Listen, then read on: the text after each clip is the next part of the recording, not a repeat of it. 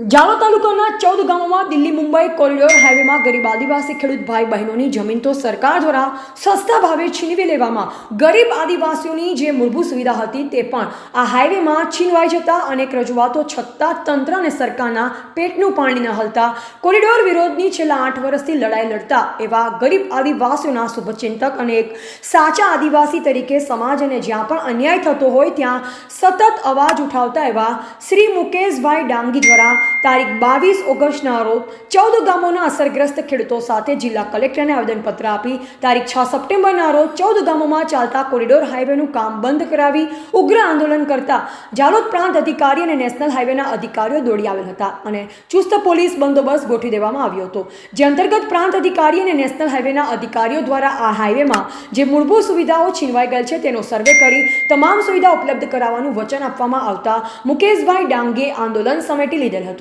જે બાદ મુકેશભાઈ ડાંગી અને દીપસિંહ દેવધા તેમજ ભરતભાઈ ભાભુરના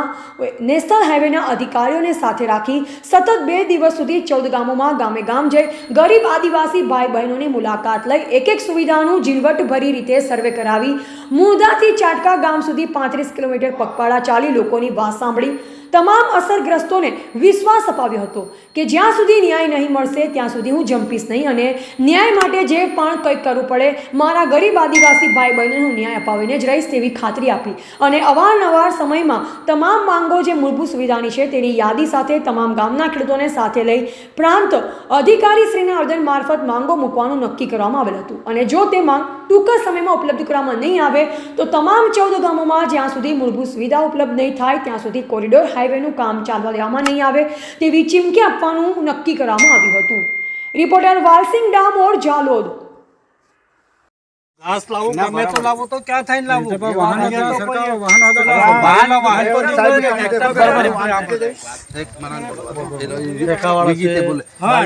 तो आंगणवाड़ी थी माटे दरेक बोलो आंगणवाड़ी निशाल दवाखानु के सस्तानी अनाज होय के रोड में दवाखाने लावो तो બધું गमे तो हमारे जबो क्या थाइन आम मेन में जो છે મેન અમારે આ રસ્તો આજે છે ને આજે આ માણસો 100 ઘરો છે જે બનાવી ને એના માટે તે નાના વખતે બાળકો વિરોધ કર્યો, આવવાનું તેના સિવાય આ માણસો કોઈ ન થઈ તકલીફ પડી ત્યારે ભેગા થયા પોલીસ વાળા બી પોલીસ વાળા હાથે વિરોધ કર્યો, મેન સાહેબો હાથે વિરોધ કર્યો તો મન કે તને થાય કાલે ગાંધીનગર જા દિલ્હી જા તો બી ન થાય, આના ઓછો કરવા કોઈ માણસ નહીં આવ્યું ખાલી 4-5 એટલે જો વધારે ઓછો થાય તો આપણાને બી નથી લાગતું કેમ કે એની હાઈટ જ આવી ના ગઈ એટલી હાઈટ ના પણ માણસો ની રીતે હવે આ માટી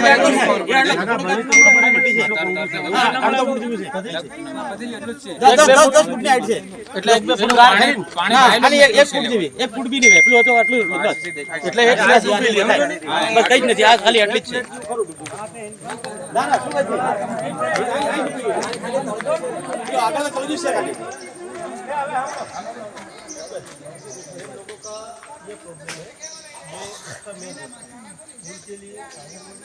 जो आ दिखते तो पानी टपके